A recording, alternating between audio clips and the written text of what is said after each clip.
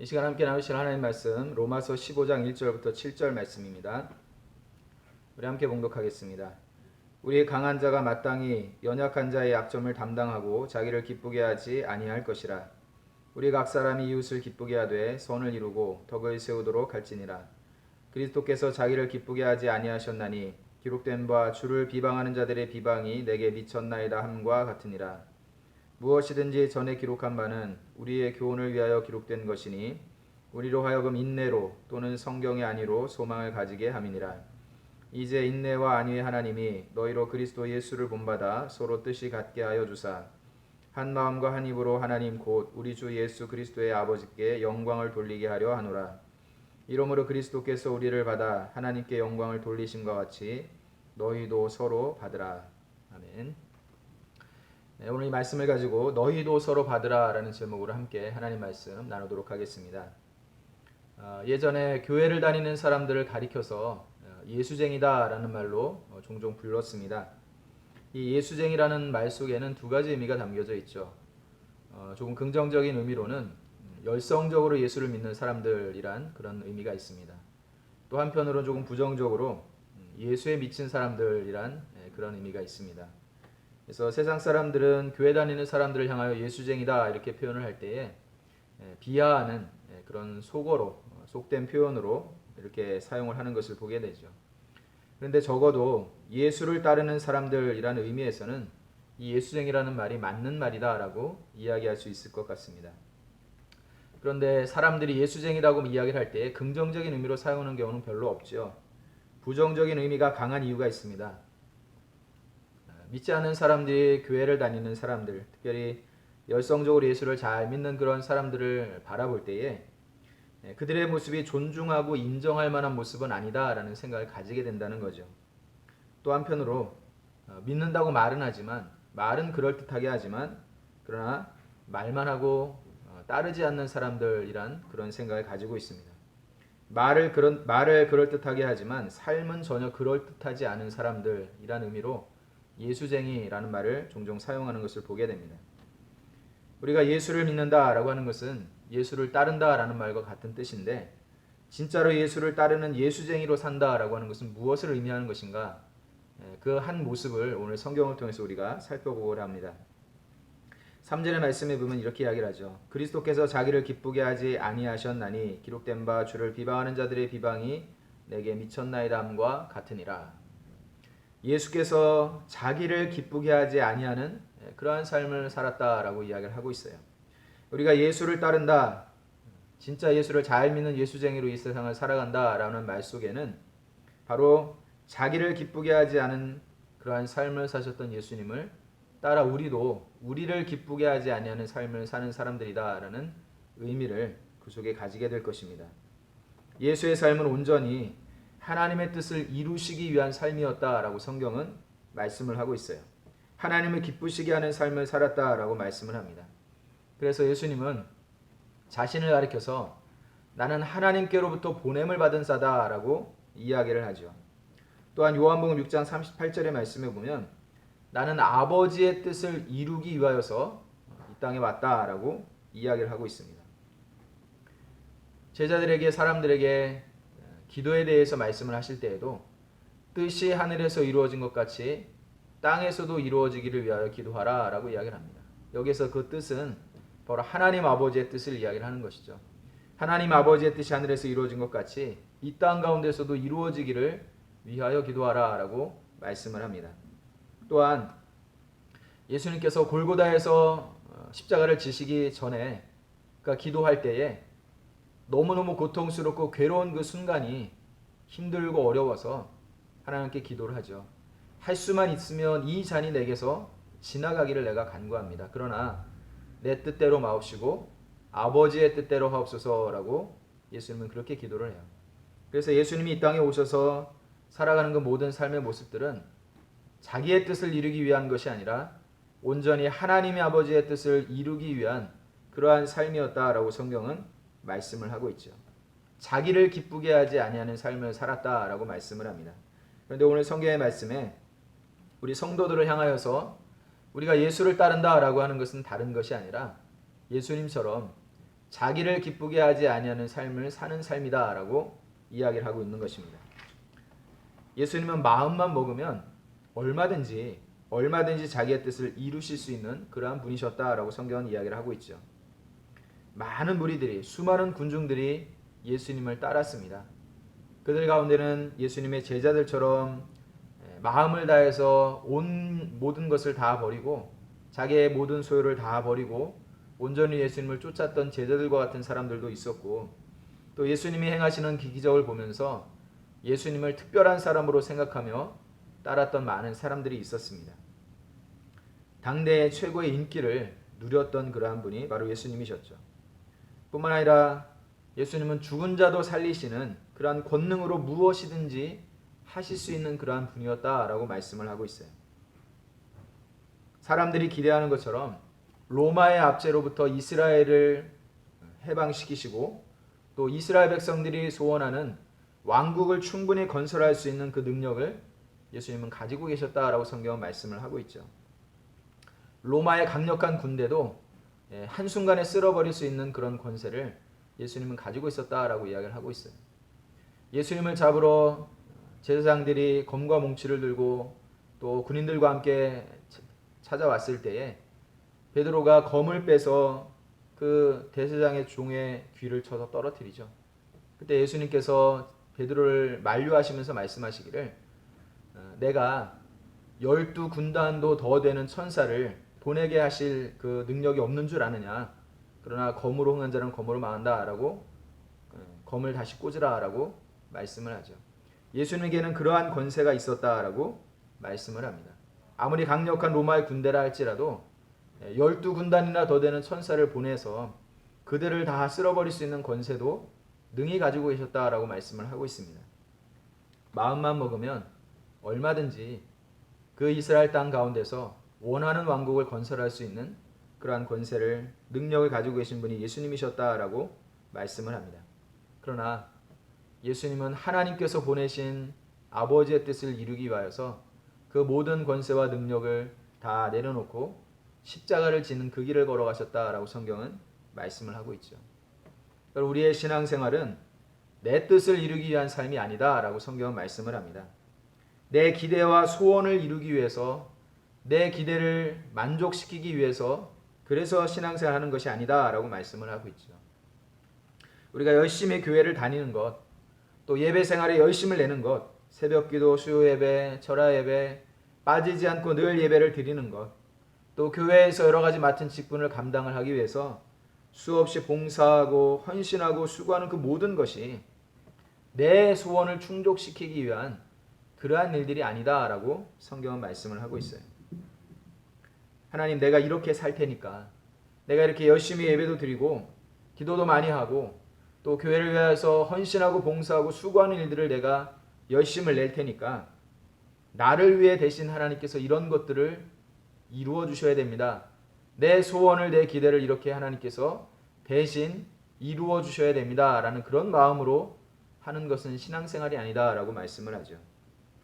이것은 내가 이렇게 할 때는 하나님이 나를 위해서 이렇게 해주셔야 됩니다 라고 말하는 것은, 이것은 거래예요. 일종의 협상이죠. 내가 이렇게 할 테니까 하나님이 나를 위해서 이렇게 해주셔야 됩니다 라고 하는 것은, 이건 신앙생활의 모습이 아니라는 거예요. 우리가 교회를 열심히 다니는 것 자체가 우리에게는 은혜이고 복인 거예요. 예배 생활에 열심을 낼 수 있는 그것 자체가 우리에게 복된 것입니다. 봉사하고 헌신하고 수고할 수 있는 그 모든 여건과 형편과 사정을 하나님께서 허락하신 그 자체가 우리에겐 은혜이고 복이다라고 이야기를 할 수 있죠. 그래서 우리를 향하신 하나님의 뜻을 이루는 것, 이것이 신앙생활의 모습이다라고 성경은 말씀을 하고 있어요. 예수님을 향한 하나님의 뜻은 십자가의 길을 걷는 것이었습니다. 십자가를 지시는 거였어요. 온전한 자기 희생을 예수님께 요구를 했는데 하나님의 뜻을, 아버지의 뜻을 예수님은 순종하고 그대로 따랐다라고 성경은 말씀을 하고 있죠. 그렇다고 한다면 우리를 향하신 하나님의 뜻은 무엇일까요? 우리가 하나님의 뜻을 따라 산다라고 하는 것은 무엇일까요? 나를 기쁘게 하지 아니하고 하나님을 기쁘시게 하는 삶이란 어떤 삶일까요? 그것은 다른 것이 아니라 하나님의 백성답게 살아가는 거예요.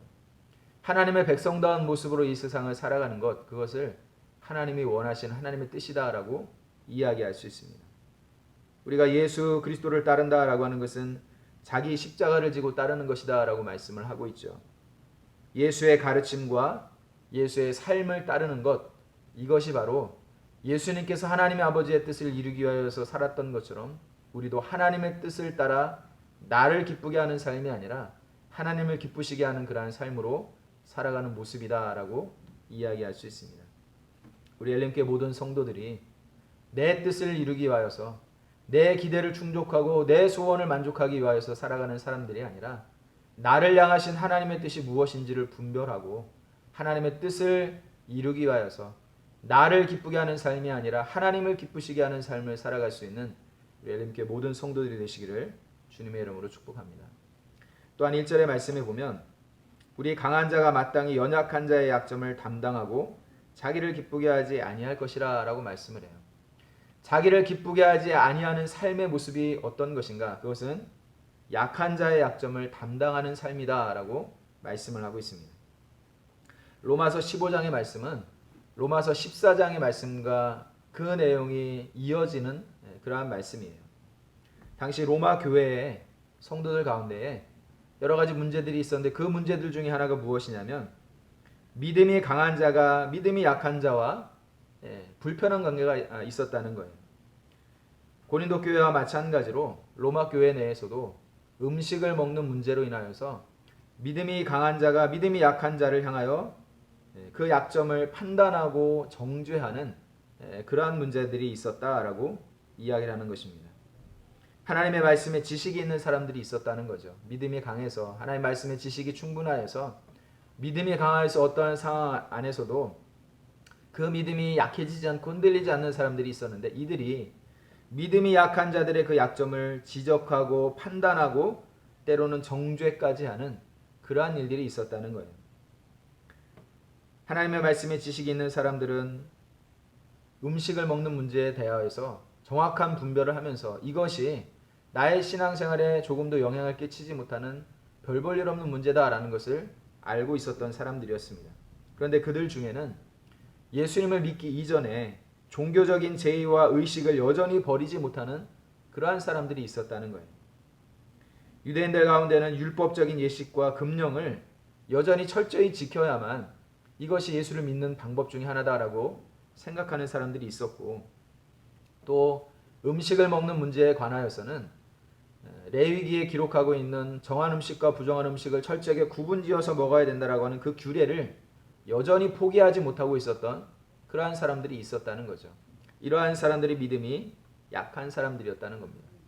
뿐만 아니라 이방인들 중에서 예수를 믿은 사람들 가운데에는 그들이 예전에 예수를 믿기 이전에 우상을 숭배하면서 했던 여러 가지 의식들이나 종교적인 제의들이나 혹은 그와 관련해서 음식을 먹는 문제에 관하여서 굉장히 예민하고 민감한 사람들이었다는 거예요. 혹여라도 그러한 음식에 우상에게 바쳤던 음식들을 다시 먹는다거나 그 제의에 참여하는 것들이 자기의 신앙을 심각하게 훼손시키는 그런 죄에 해당이 된다라고 생각을 했기 때문에 여기에 굉장히 두려움을 가지고 있었던 사람들이 있었다는 거죠.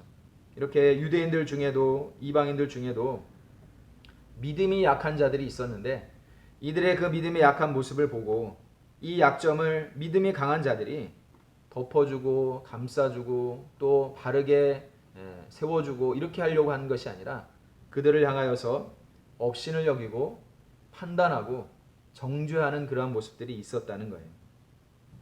그들을 향하여서 무책임하고 타락한 자들이다 라고 비판을 하는 사람들이 있었다는 거죠. 우리는 신앙생활을 하면서 종종 실수를 저질러요.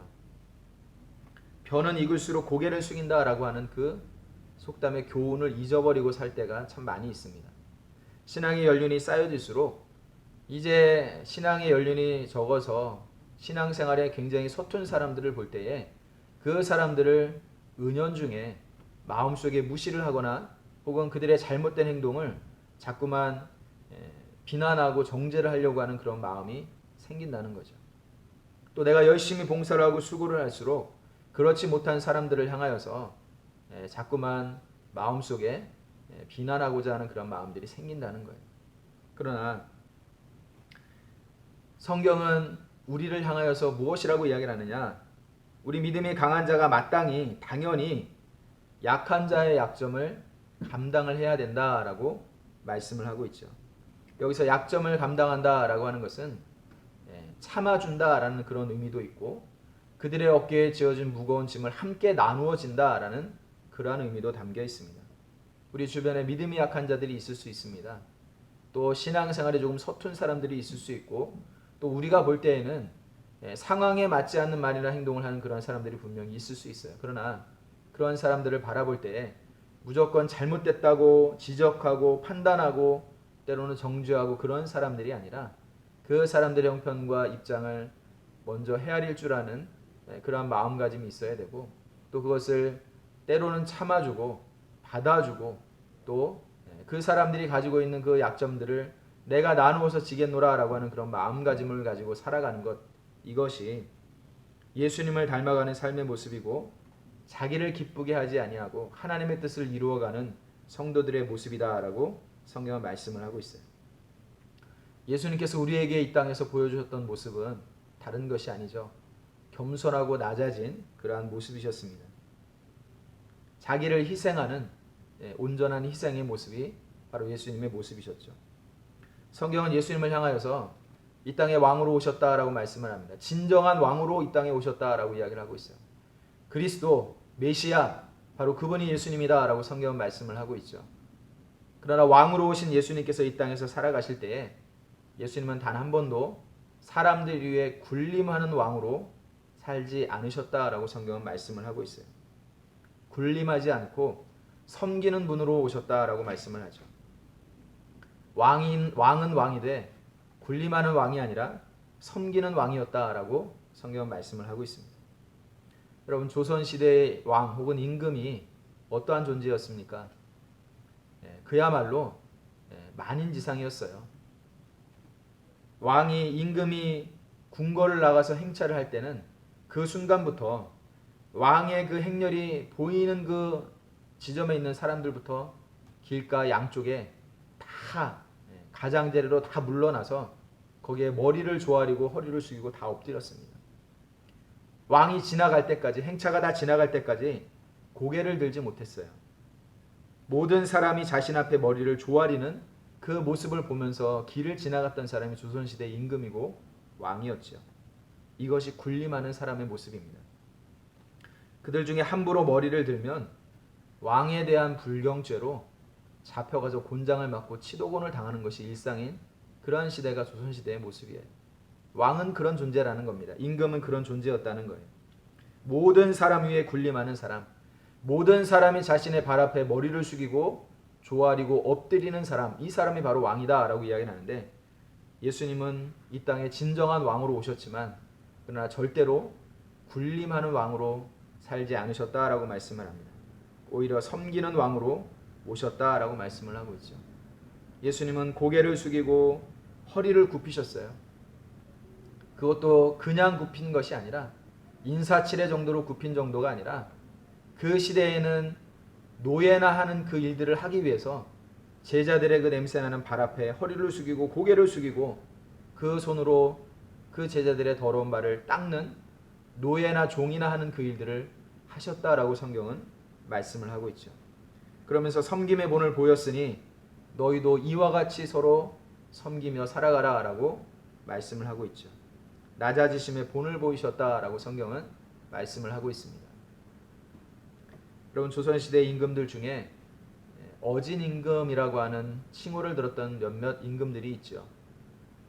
이들은 비록 궁궐을 행차할 때 모든 백성들이 길가에 다 물러서서 머리를 조아리는 그 사이를 지나갔던 임금들이었지만 그들 중에 어떤 임금은 백성들의 형편을 살피기 위해서 평민의 옷으로 갈아입고 신하를 한두 명 정도만 대동을 하고 밤에 몰래 궁궐을 빠져나와서 잠행을 하면서 백성들의 삶을 두루 다니며 살폈던 그러한 임금들이 있었어요. 이러한 사람들을 어진 임금이라 그랬죠. 그들은 백성들의 형편을 살피고 돌아와서 그 백성들의 삶의 고충들을 해결하기 위한 그러한 정치를 하기 위해서 애를 썼던 그러한 사람들이었습니다. 이런 사람들을 어진 임금이다라고 표현을 하고 있죠. 그런데 예수님은 그런 정도가 아니셨다는 거예요. 단지 며칠 동안 평복으로 갈아입고 백성들의 삶을 돌아보고 그들의 삶을 좀 느껴보고 체험하는 정도로 그렇게 해서 임금으로서 바른 정치를 하겠다라고 그렇게 말했던 그 정도가 아니었다는 거죠. 예수님은 조선시대로 따지면 조선시대의 가장 낮은 계급에 속하였던 천민계급으로 속하였던 백정이 있죠. 소를 잡는 돼지를 때려잡는 백정이 있는데 마치 백정과 똑같이 옷을 입고 백정과 똑같이 손에 칼을 들고 소를 잡는 그 일을 예수님은 그렇게 하시면서 공생애의 삶을 살으셨다라고 말씀을 하고 있는 것과 같은 그러한 삶을 사셨어요. 백성들의 삶을 헤아리기 위해서 며칠 동안 그냥 자맹을 하고 신분을 숨기고 돌아다니면서 형편을 살피고 돌보는 정도에 그친 것이 아니라 그 백성들과 똑같은 삶을 사는 모든 시간 동안에 함께 살아셨다라고 성경은 말씀을 하고 있다는 것이죠. 여러분, 우리가 믿음이 있다라고 말을 하는 것은 다른 것이 아닙니다. 믿음이 있다라고 하는 것은 사람을 대하는 그 사람의 태도에서 발견할 수가 있는 거예요. 믿음이 있노라라고 말을 하면서 사람들을 대하는 태도가 영 시원치 않다라고 하면 믿음도 역시 시원치 않은 겁니다. 믿음이 있다라고 말을 하면서 함부로 사람을 대한다라고 하는 것은 믿음이 없는 것과 똑같은 것이죠. 한때 흑인들을 향해서 이 백인들이 흑인은 영혼이 없는 존재다라고 여겼다고 해요. 그래서 영혼이 없는 존재이기 때문에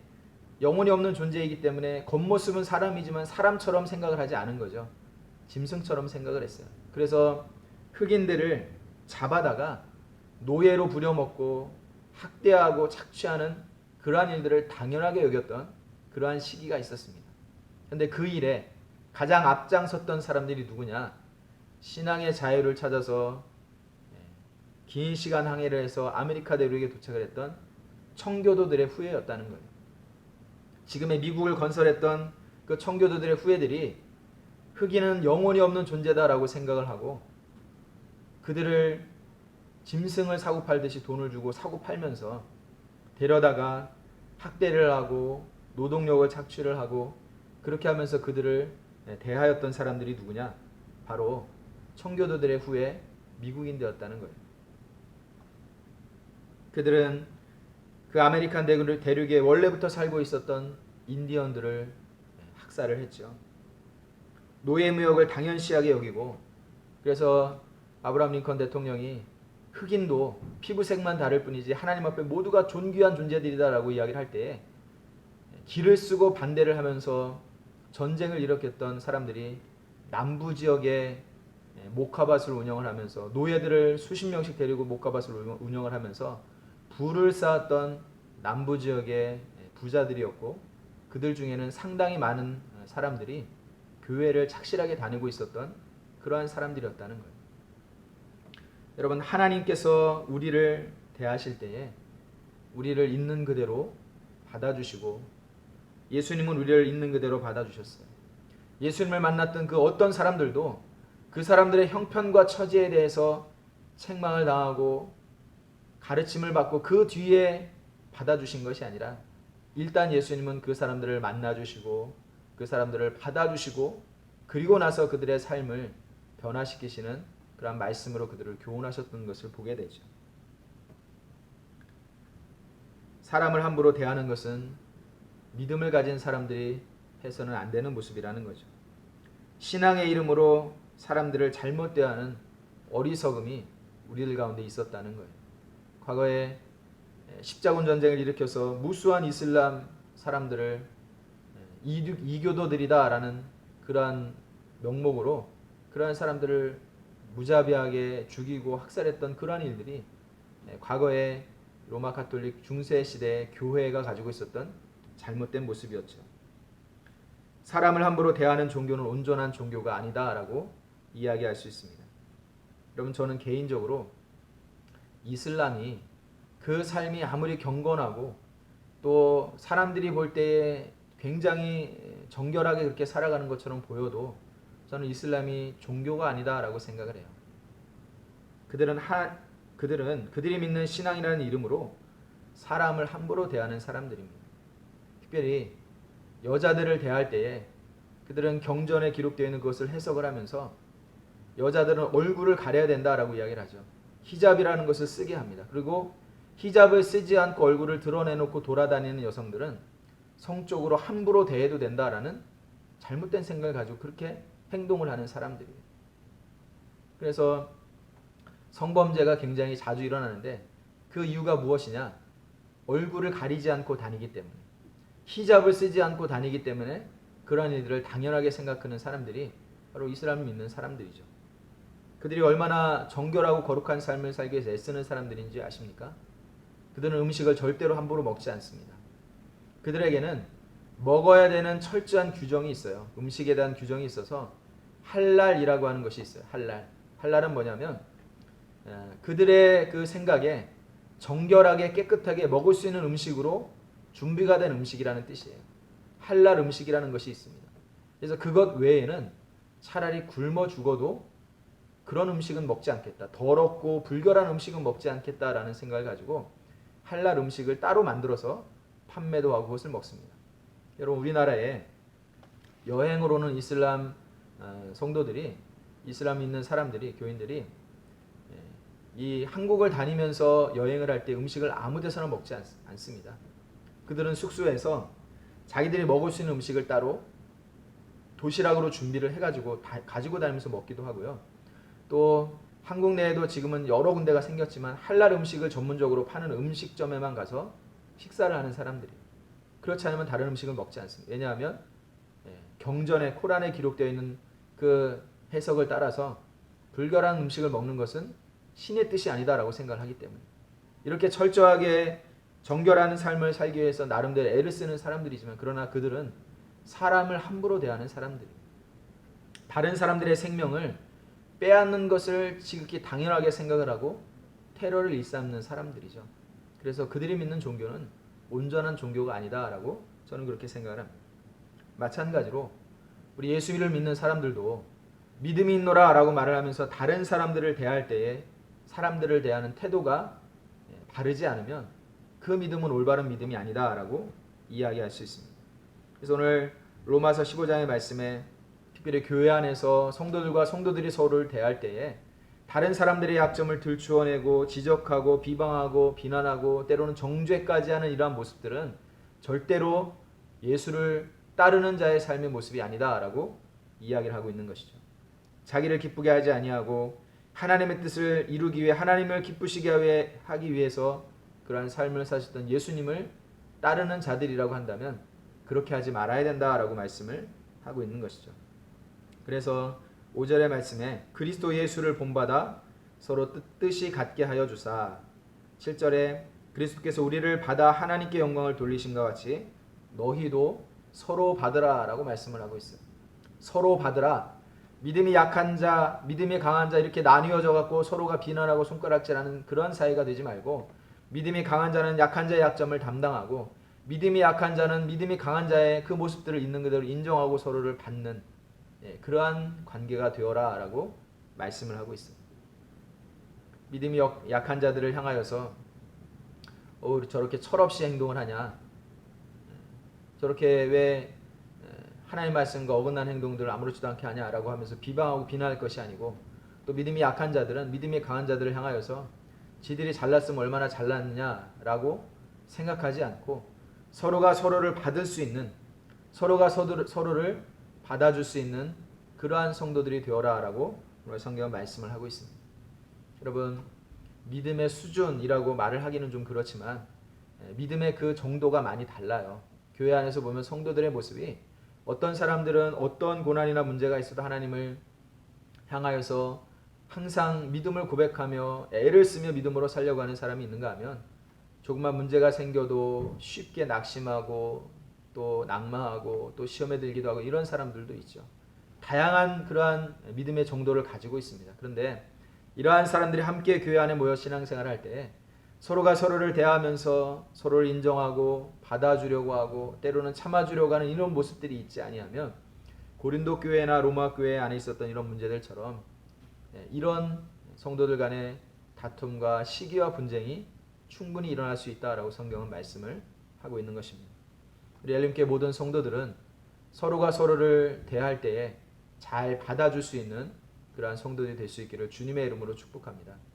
나랑 분명히 삶의 수준도 다르고 또 생각하는 것도 다르고 또 때로는 가치관이 다르고 또 소원하고 살아가는 삶의 모습들이 다를 수 있습니다. 그러나 다르다 할지라도 그 다른 모습들을 그 차이를 조금 인정하고 또 있는 모습 그대로 받아줄 수 있는 서로가 서로를 용납하고 받아줄 수 있는 그런 우리 모든 엘림교회 성도들이 될 수 있기를 주님의 이름으로 축복합니다. 기도하겠습니다. 하나님 아버지 은혜를 감사합니다. 믿음이 강한 자가 약한 자의 약점을 담당해야 되는데 비난하고 비판하고 때로는 정죄까지 하였더니 잘못된 모습을 통하여서 우리가 예수를 따른다는 것이 무엇인지를 다시 한번 생각하게 하시니 감사합니다. 예수를 따르는 삶은 자기를 기쁘게 하지 아니하며 자기를 낮추고 자기를 희생하며 다른 사람들을 기쁘게 하고 또 덕을 세우는 삶이라고 말씀을 하고 하나님의 뜻을 이루기 위한 삶이라고 말씀을 하는데 우리의 삶이 예수를 따르는 삶이 되게 하여 주시고 예수님의 그 모습을 닮아가는 삶이 될 수 있도록 인도하여 주셔서 진정한 의미에서 예수쟁이라는 이름을 듣고 살아갈 수 있는 엘림교회 모든 성도들이 될 수 있도록 은혜 허락하여 주시옵소서. 감사를 드리며 예수님의 이름으로 기도드렸습니다. 아멘.